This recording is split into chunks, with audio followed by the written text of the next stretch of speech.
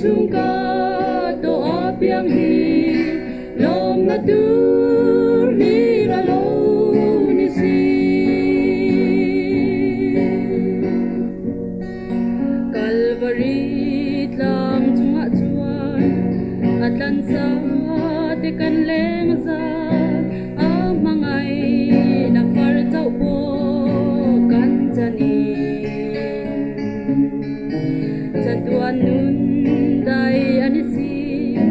Hovel zong eng poni se Lom na tur hira lo ni si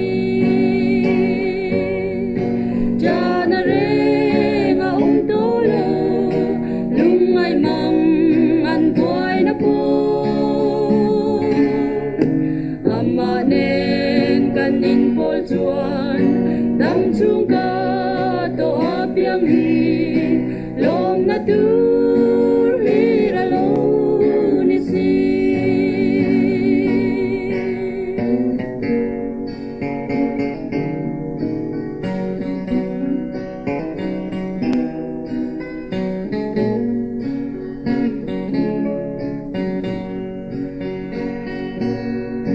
Jana re nga tolo lungay mang boy na po Ama nen kanin pol chuan Dam chung ka to apiang hi lom na tu